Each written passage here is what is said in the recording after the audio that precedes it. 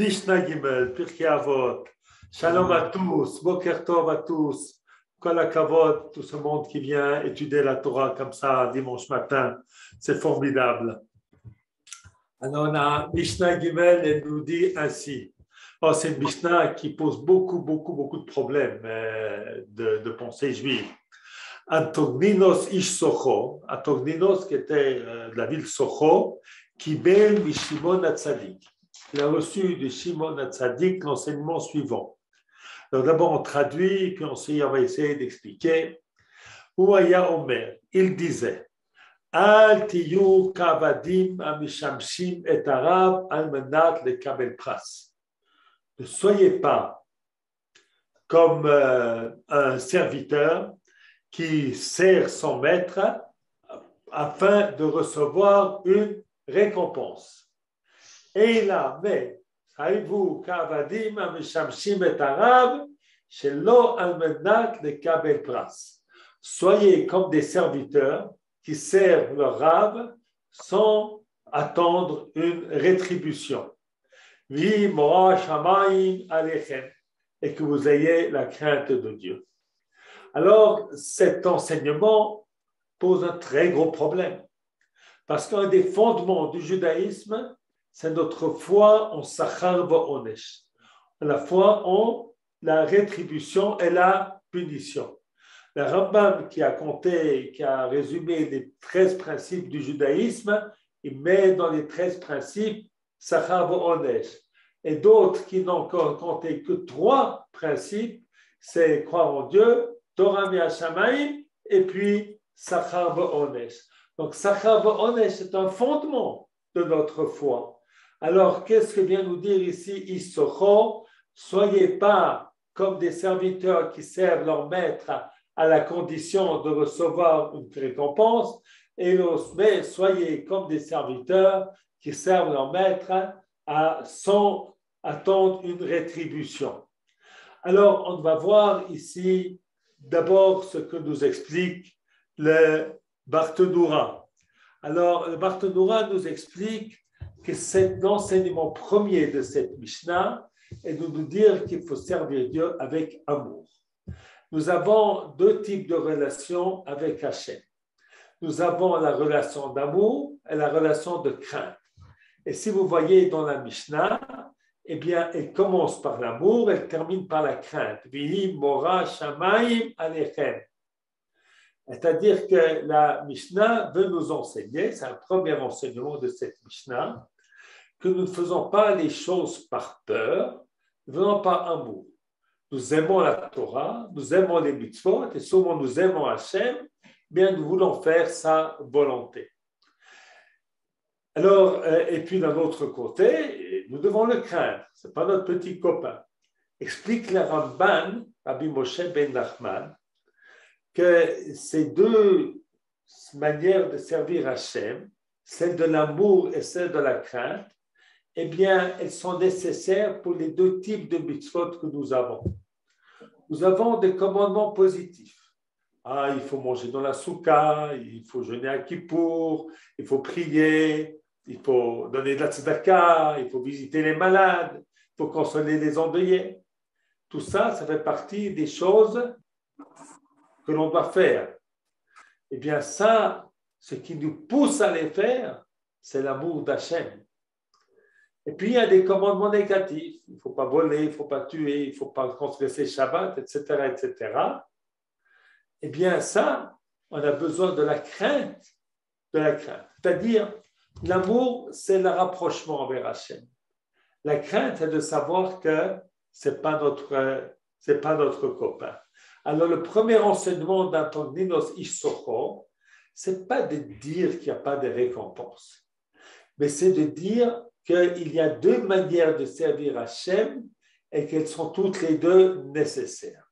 On sert Hachem avec amour, on est heureux de faire la Torah et les mitzvot, mais de l'autre côté, nous savons tous que nous avons des penchants, alors il faut avoir une crainte du ciel, savoir que finalement il y a un maître qui voit tout ce que nous faisons, égard à nous si nous désobéissons. C'est-à-dire quelque part, la dernière partie de la phrase, Vayi Mora Shamayim Alechem, elle vient équilibrer la première partie de la phrase. Ça, c'est un premier enseignement qu'il faut que l'on pour comprendre cette Mishnah. Maintenant, je vais vous dire que un petit peu plus loin dans la Mishnah, nous allons voir comment ça se trouve voilà, Aftalia Nomer, Chachamim, la Mishnah 11. Aftalia Omer, Chachamim Izaru Bedivrechem. Sage, faites attention à vos paroles. Shema Tachovu Chovat Galut, Petiglu Limkom Mayim Maraim. Dans un petit moment, je vais expliquer le rapport. Et afin que vous ne soyez pas condamnés à l'exil et que vous n'alliez pas dans le Mayim Maraim, d'aller dans les mauvaises pensées. Et les élèves qui viendront après vous vont boire ce que vous avez enseigné et vont mourir. Ainsi le nom de Dieu sera profané. Explique le Barthénoura, mais c'est déjà marqué dans Avot de Rabbi Nathan, c'est-à-dire dans le chapitre 5 d'Avot de Rabbi Nathan. Eh bien, nous voyons, peut-être que j'ai ce texte ici et je peux vous le share screen. Vous pouvez me laisser, notre ami, donner la possibilité de montrer un texte. Quel texte, Ara? Un texte que j'ai sur mon ordinateur. Il faudrait que le Rav me l'envoie par mail, ce sera le mieux. Alors, je ne peux pas faire share screen. Ah, si vous pouvez, si vous savez faire, il n'y a pas de problème, vous pouvez nous faire partager. Et là, il faut que j'ai l'autorisation. Arrête le partage. Voilà. Vous m'avez fait share screen. Eh bien, voilà. Eh bien, c'est ça. Voilà. Avot de Rabbi Nathan. Voilà. Alors, vous voyez les deux, cette Mishnah, Avot de Rabbi Nathan, nous avons la Mishnah que nous avons chez nous. Atognidos Ishsocho, etc. Exactement le même texte. Ah, mais il y a une petite différence. Regardez, Atognidos Ishsocho Kibil Mishimon Hatzadik, c'est comme chez nous. Al tiyu kavadim meshamshim et arav al menat kabel pras. Ne soyez pas comme les serviteurs qui servent leur maître à la condition de recevoir une récompense, mais comme des serviteurs sans intention soit une récompense. Donc, on a parlé de la crainte. De l'amour. Vimora shamayim alechem. Et puis, qu'est-ce qu'il ajoute ici? Que de'eshiesrachem kaful tad lavo. Pour que votre récompense soit pleine. Il parle de la récompense dans cette braïta même, dans cette Mishnah même. Alors, pour bien comprendre pourquoi cet ajout, eh bien, on va voir la suite de la texte de cette braïta. Atogninos Ishsocho ayuloshnei talmidim. Atogninos Ishsocho avait deux élèves, shayushonim bidvarav, qui répétaient ses enseignements. Vayushonim le talmidim.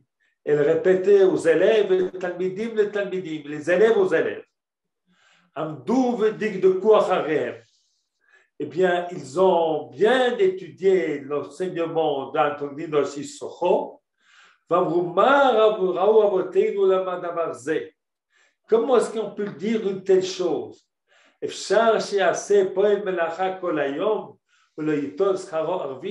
Est-ce qu'un employé peut travailler toute la journée sans recevoir de récompense le soir? Et il a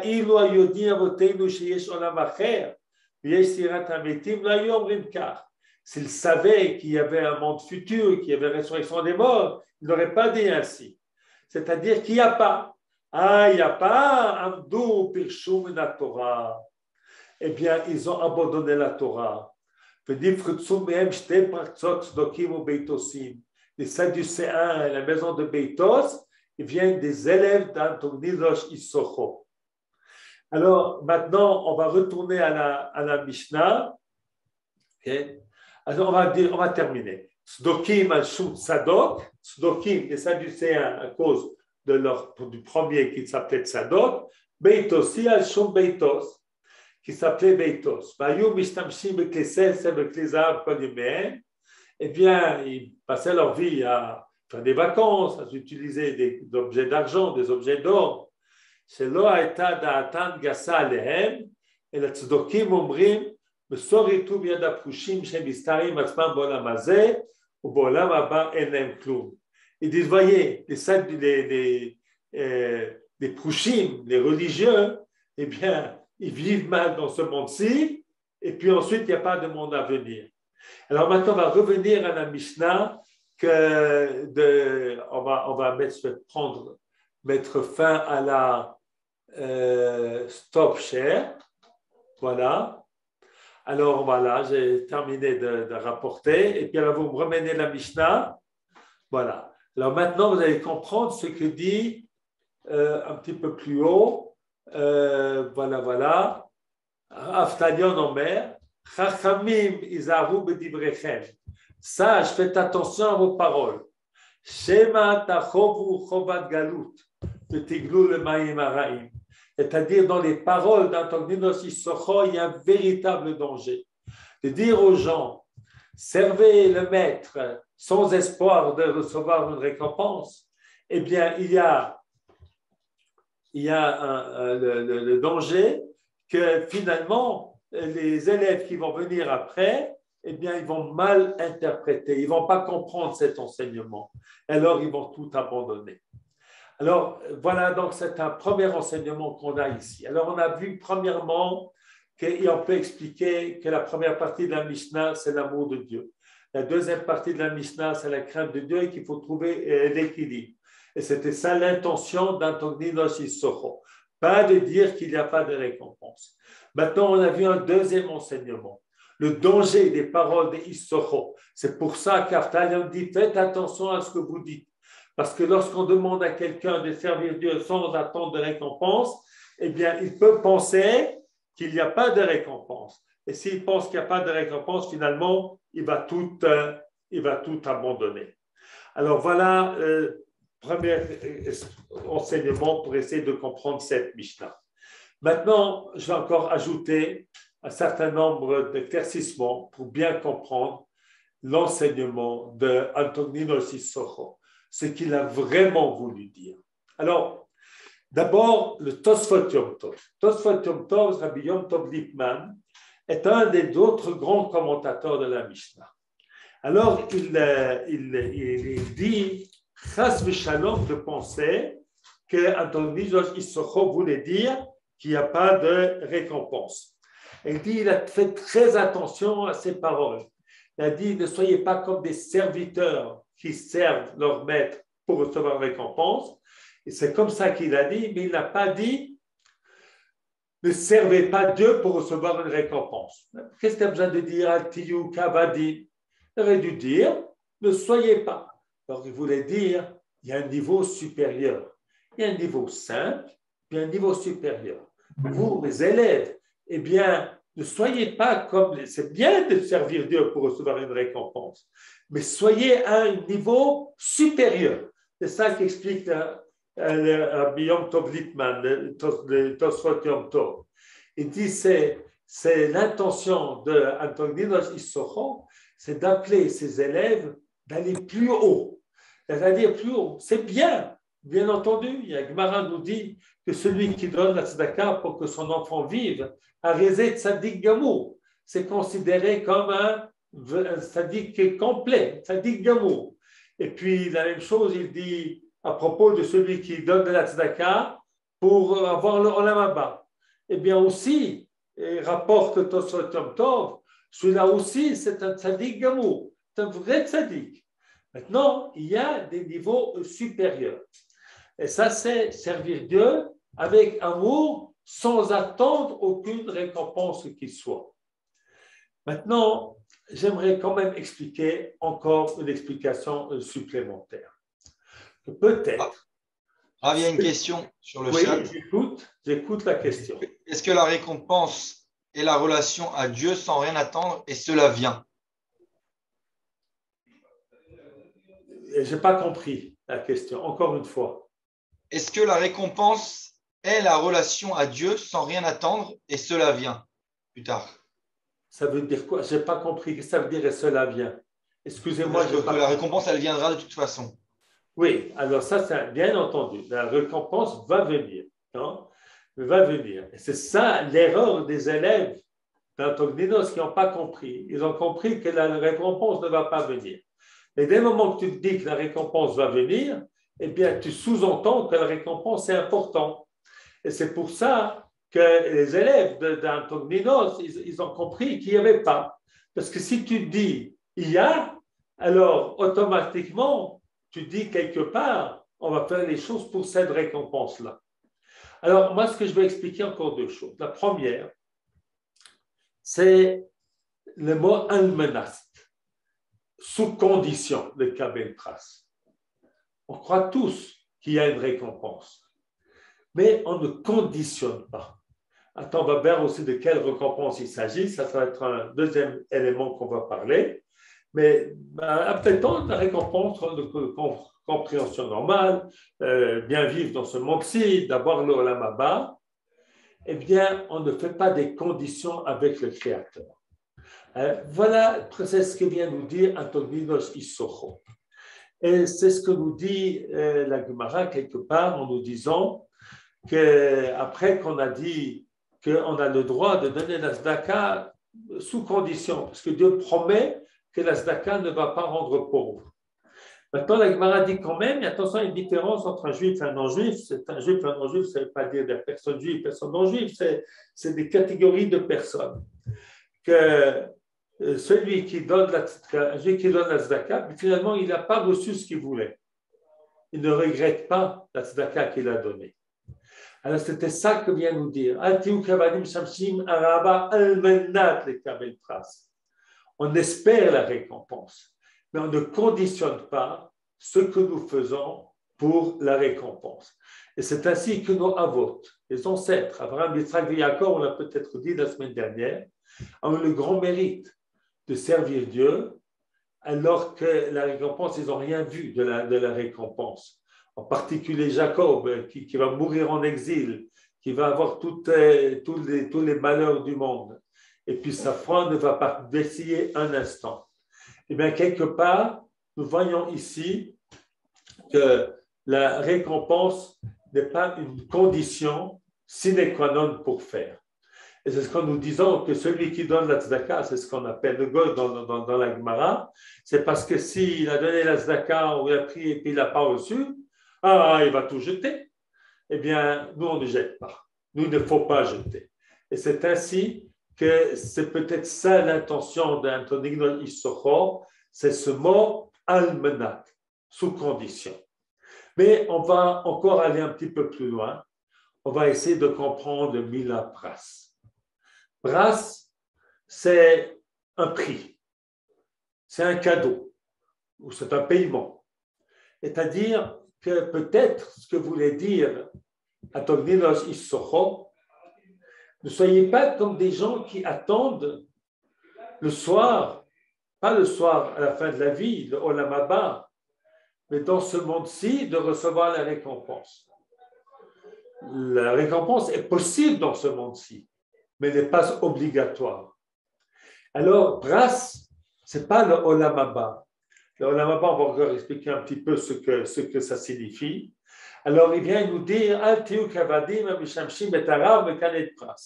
voilà, j'ai fait les mitzvot, maintenant, moi, je vais avoir une bonne parnassa.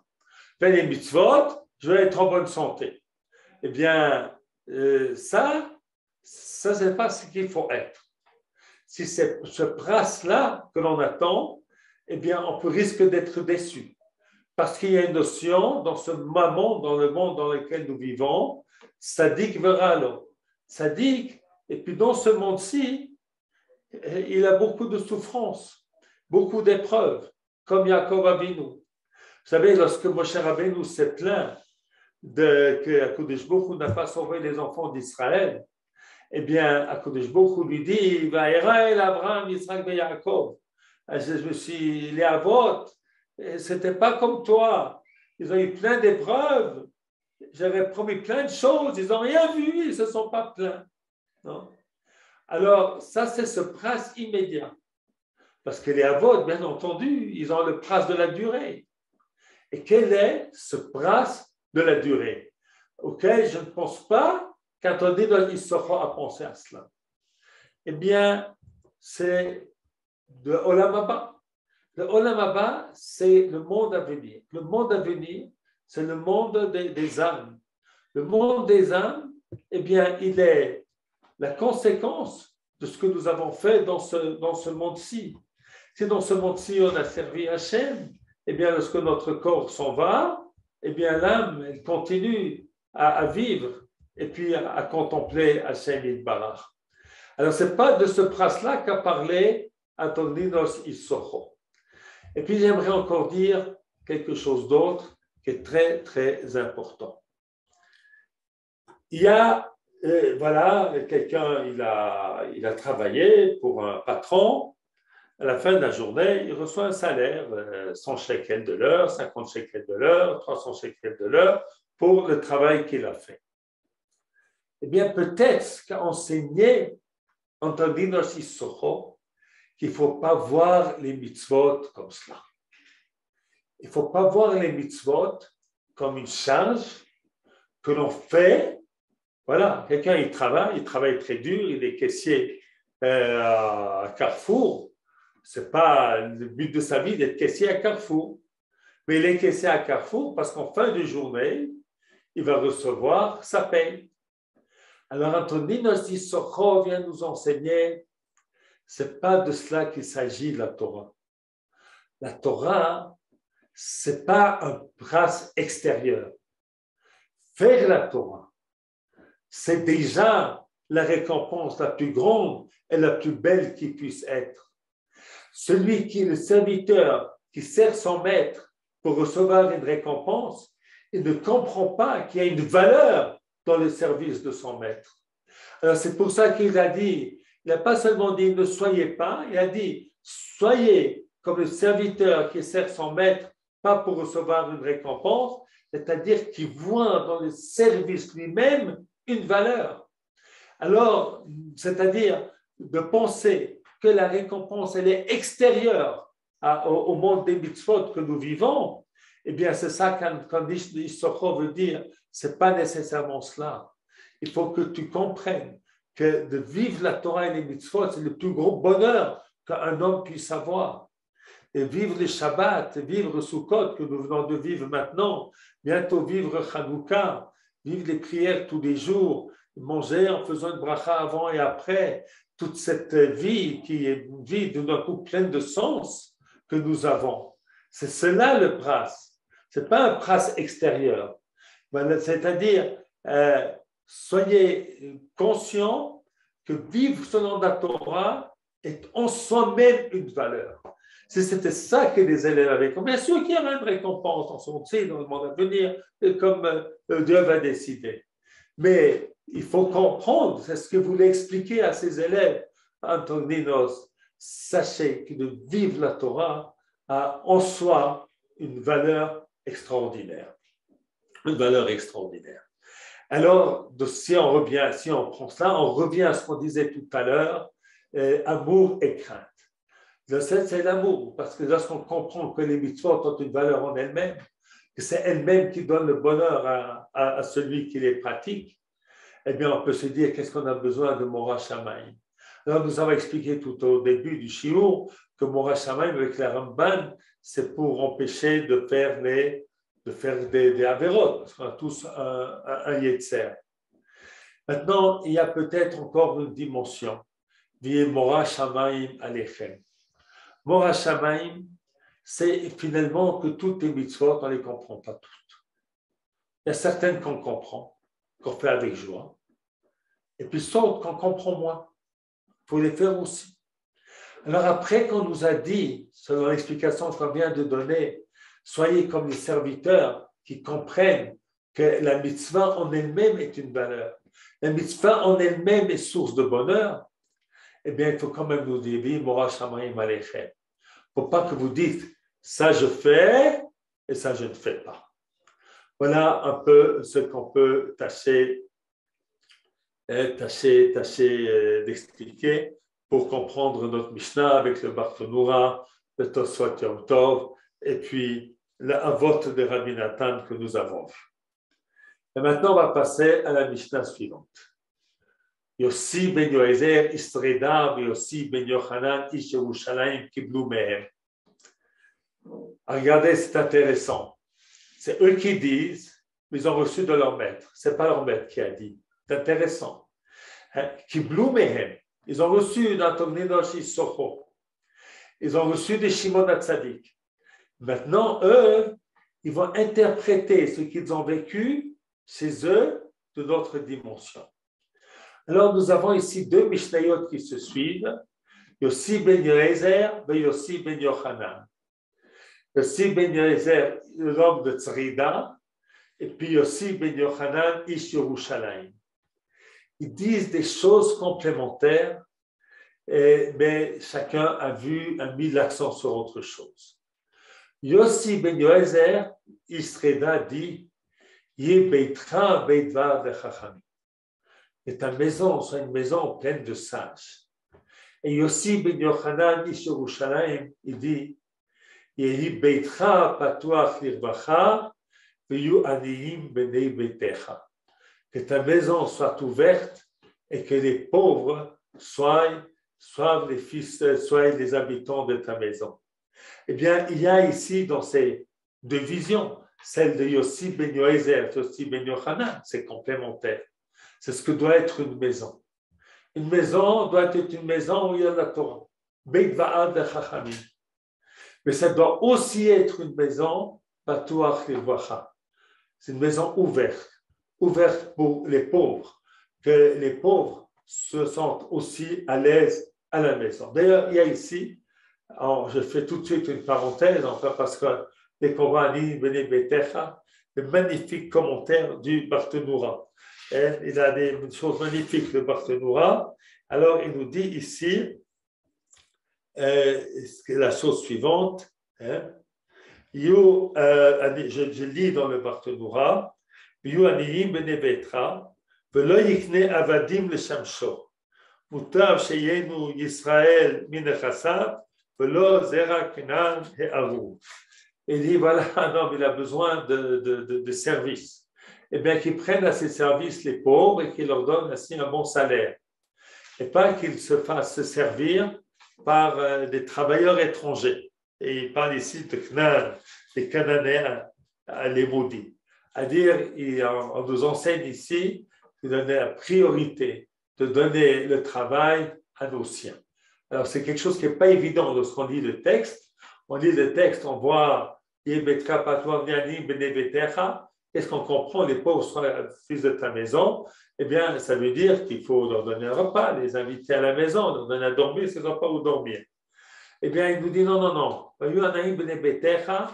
Parce qu'il faut garder la tzniut dans sa maison, mais ça veut dire que tes employés, eh bien, tu vas prendre les aniyim d'Israël et leur donner à eux du travail et du boulot.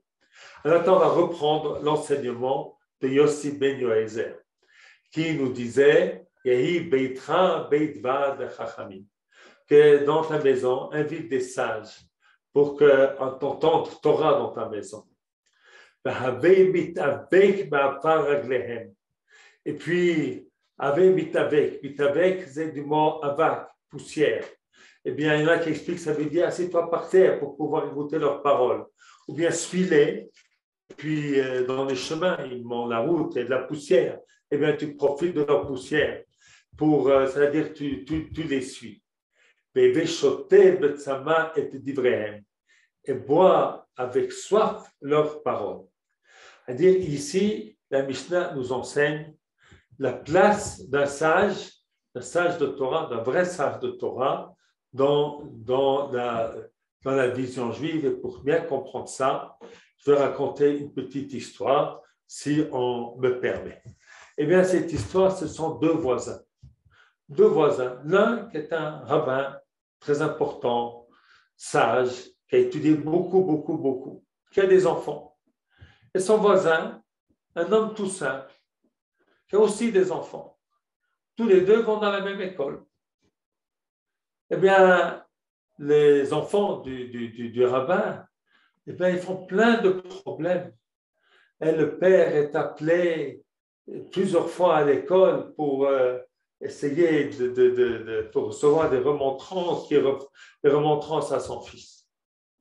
Et puis, le fils du voisin, qui est tout simple, eh bien, ils ne vont à l'école qu'une fois par trimestre pour la réunion des parents d'élèves.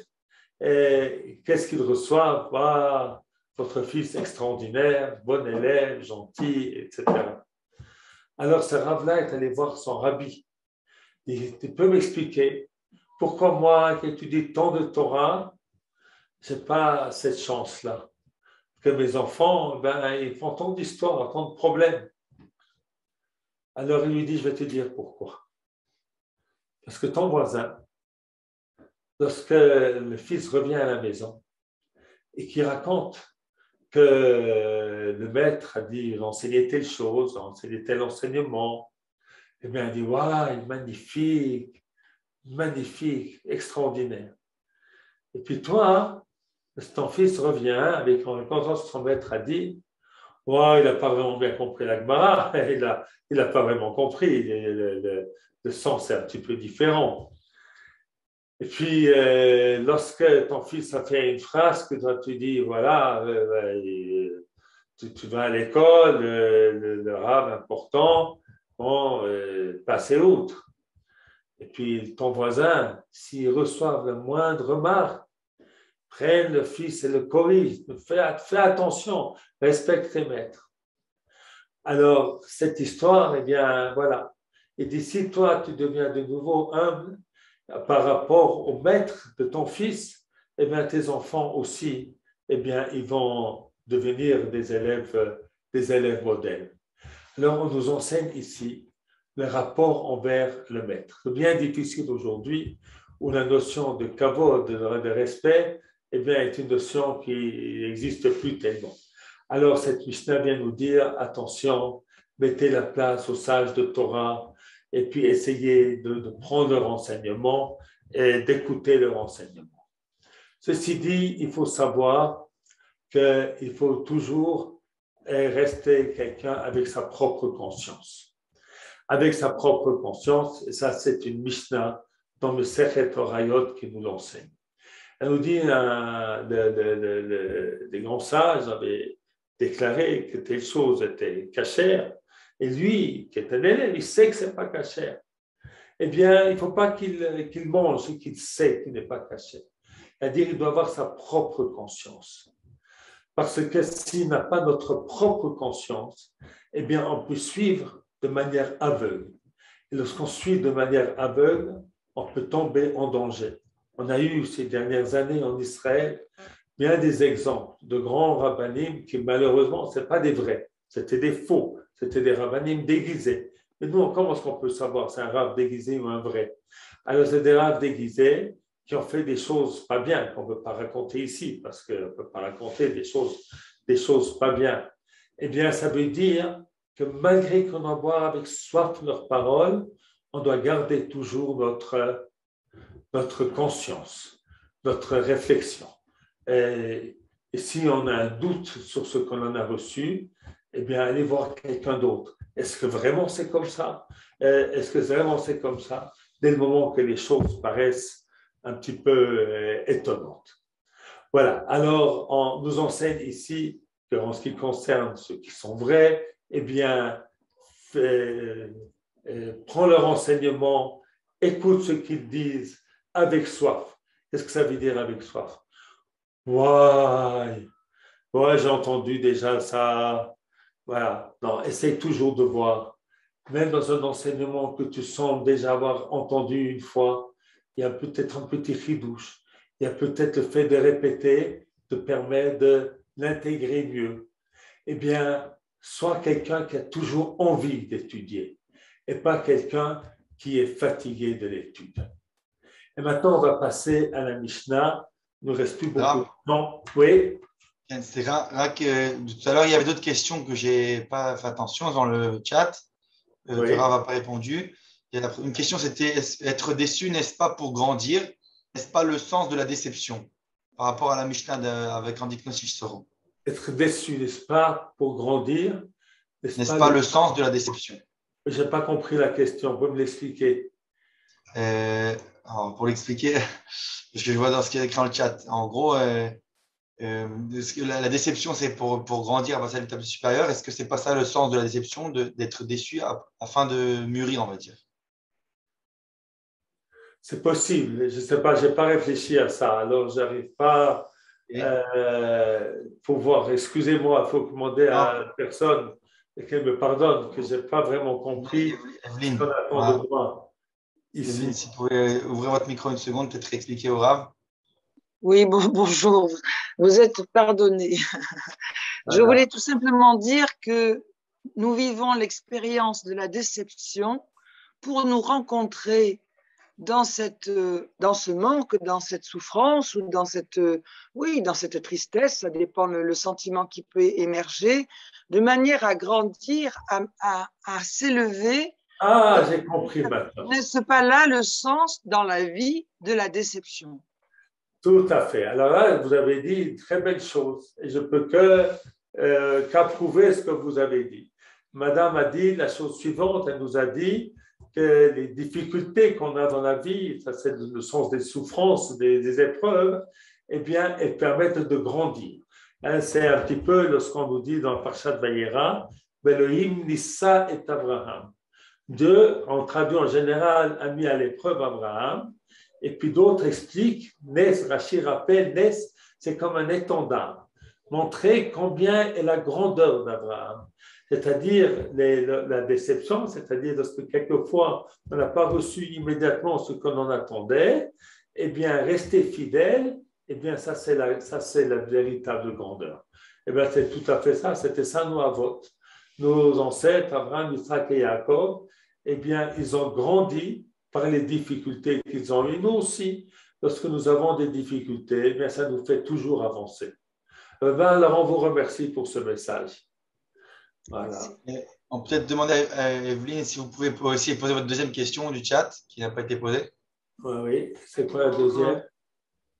Alors, la deuxième question, écoutez, quand j'écris, je ressens les choses, je ne me rappelle même plus ce que j'ai écrit. Je vois. Lisez parce que j'écris quand j'écoute voilà. Et après j'oublie. Très bien. Alors, vous écrivez comme ça. Est-ce que faire des mitzvot sans comprendre, n'est-ce pas pour briser notre ego et aussi rencontrer nos contradictions?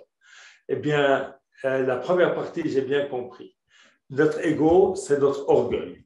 Alors, lorsqu'on fait des mitzvot sans comprendre, eh bien, ça veut dire que nous nous soumettons à Kodesh Baruch Hu. C'est la notion de la deuxième partie de la Mishnah. Yehi mora shamayim alechem. Que la crainte du ciel soit sur vous. C'est-à-dire que nous devons tout faire pour comprendre, pour avoir un sens, pour pouvoir les hisdaot, pour pouvoir, comment dire en français, les hisdaot, pour pouvoir identifier. Voilà, merci beaucoup, pour s'identifier avec la mitzvah. Mais même si ce n'est pas possible, et ce n'est pas possible pour toutes les mitzvot, nous les faisons quand même. Et bien, on va encore ajouter quelque chose. C'est quelquefois en faisant même sans comprendre que finalement on va comprendre. C'est-à-dire, vous savez, nous avons nous notre intelligence, notre sechel que Dieu nous a donné, et puis nous avons aussi notre regesh, nous avons aussi nos sentiments, nous avons quelque chose de plus intérieur qui est beaucoup plus difficile à cadrer, à expliquer, parce que ça fait partie des choses très profondes. Alors, quelquefois, ce qu'on ne comprend pas avec notre tête, on le comprend avec notre cœur. Et ça, pour cela, c'est la pratique de la mitzvah qui permet de le faire. C'est pour ça qu'il est tellement important de ne pas se contenter de l'étude. La Gemara nous enseigne, la Mishnah, on verra ça dans le Mishnah plus loin, que tout celui qui a Torah sans mitzvot, il n'a même pas Torah. Parce que la Torah sans mitzvot, c'est la Torah de la tête. Ce n'est pas la Torah de l'action, et ce n'est pas la Torah du cœur, et ce n'est pas la Torah avec laquelle on s'identifie. Et c'est ainsi que lorsque nos sages nous disent que ce que nos sages nous enseignent qu'on doit faire, ce que nos sages, nos ancêtres ont dit Naaseh Venishma, ils ont dit on va faire, on va comprendre, eh bien, ils ont avancé faire à comprendre. Alors, on nous dit, première explication, on va faire, même si on ne comprend pas, puis ensuite, on va essayer de comprendre, parce qu'on fait confiance au maître de tout, que ce qu'il demande est juste. On peut aussi expliquer, Naaseh Venishma, grâce au fait de faire des mitzvot, on va comprendre. On ne peut pas comprendre avant de faire. C'est en faisant. D'ailleurs, c'est tellement vrai pour beaucoup de choses. Est-ce qu'on peut enseigner quelqu'un à conduire en voiture sans le mettre dans le guidon ou l'enseigner à nager avec un film en zoom? Film en zoom, c'est pas possible. On a besoin, pour apprendre des choses, de le vivre. Alors, un Shabbat, on peut faire de beaux discours sur le Shabbat. Mais tant qu'on n'a pas vécu le Shabbat, on ne peut pas comprendre vraiment le Shabbat. Alors, c'est vrai ce que vous dites, il faut briser notre ego, c'est-à-dire il faut savoir qu'on ne comprend pas tout, et puis il faut essayer de comprendre, mais il faut aussi savoir que c'est en faisant, sans avoir compris, que finalement on va comprendre par une autre partie de notre être, pas nécessairement par la partie de la tête, du cerveau, mais par la partie du cœur. Il y a des choses que l'on ne peut pas expliquer pourquoi c'est bien. On a de la peine à expliquer, on ne peut pas comprendre pourquoi c'est bien. Mais finalement, ça nous fait du bien. On voit comment vivre selon la Torah, c'est quelque chose de bien. Voilà. Alors, on a pratiquement terminé. Oui? Excusez-moi, je voudrais rajouter une question par rapport à la Mishnah Dalet. Oui. Par rapport à ce qu'on a dit, Ve'eve mitavek ba'afar haglehem. J'ai entendu le pérouge il me semble, Rabbi Chaim Volojin qui explique que afar haglehem, mitavek, c'est une lachon ma'avak. C'est un combat, se battre avec les paroles. Après qu'on a compris qu'on est à ba'afar haglehem, alors il dit on peut les avec b'divrem et l'achlok. Un peu l'achlok, tout en ayant toujours le respect.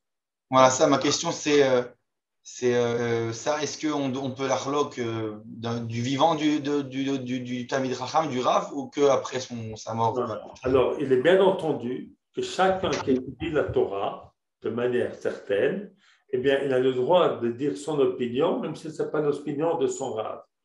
Ça, nous avons dans la Gemara tout le temps. Vous avez Rabba, qui est le maître d'Abaye et Rava, et Abaye et Rava sont très souvent en désaccord avec Rabba. Rabbi Yochanan est le maître de Resh Lakish, et Resh Lakish discute avec Rabbi Yochanan. Elle n'est pas toujours d'accord avec Rabbi Yochanan. C'est deux choses complètement différentes. Il y a d'une chose, c'est le respect. C'est de croire qu'il y a sans aucun doute du vrai dans ce qui a été dit, et puis de ne pas être mensonger avec soi-même. Alors, de ne pas se faire violence. Alors, c'est compliqué. C'est ce qu'on voit à la fin des Mishnayot, qu'il y a deux notions. Rav Weinberg parlait beaucoup de ça. Kvod Chachamim vepilpul talmidim. Le respect des maîtres et puis la discussion des élèves. Alors, quelquefois, on croit que c'est contradictoire. En fait, ce n'est pas contradictoire. Le vrai respect des maîtres, c'est ce que veut un maître, c'est que l'on réfléchisse sur ce qu'il a dit et puis que l'on puisse donner son opinion. Ensuite, dans la halakha, comment ce qu'il faut faire, c'est encore une autre question qu'on n'a pas le temps d'aborder ici. Mais c'est certain que sur le plan de l'esprit, de la pensée, eh bien, c'est très joli cette explication que vous avez rapportée, mais avec, c'est comme de lutter. Et comme Yaakov Avinu qui a lutté avec l'ange, à dire c'est pas évidemment, c'est pas le pshat de la Mishnah. Le pshat de la Mishnah, c'est comme expliquer le Barthénoura. Et c'est donc il faut toujours savoir les deux niveaux. Le premier niveau, c'est de suivre avec beaucoup de respect le maître. Et puis le deuxième niveau que vous avez rapporté, très très beau, magnifique, c'est de dire que le véritable respect, c'est pas d'être un béat. Le véritable respect, voilà. Alors d'ailleurs, avec ça, je vais vraiment terminer parce qu'il nous reste encore 1 minute et demie. Expliquer avec cela, Abraham Avinu qui se plaint qu'Eliezer va le succéder. Alors, qui c'est Eliezer? Hachidit, c'est d'un Messek. D'un Messek, Rocher Tevot, ce sont les anokrish, je crois qu'on dit comme ça, de Dolé ou Maske, Mitoroto, Shel Rabon et Achirim. Celui qui puise et puis qui fait donner qui puise la Torah de son maître et la donne à autrui. Alors on se pose la question, pourquoi est-ce qu'il se plaint? C'est magnifique. Il y a quelqu'un qui reprend son enseignement et qui le donne. Et l'explication dit, c'est que le Rav, Avraham Avinu, a dit, voilà, moi j'ai qu'un perroquet. Moi j'ai besoin d'un élève, d'un fils qui va binyan, qui va continuer, qui va construire encore un étage supplémentaire à l'enseignement que j'ai donné pour pas que les choses se fanent. Voilà, on est arrivé à 11h45. C'est bon pour aujourd'hui. Et puis, je vous remercie à tous d'avoir été présents à ce shiur. Et qu'Akadosh Baruch Hu vous bénisse tous avec bonne santé, beaucoup de joie. Et puis, on continuera, si Dieu veut, si on est tous en bonne santé, si on veut Dieu, la semaine prochaine. Merci beaucoup, Rav. Amen. Shavuot Tov. Shavuot Tov.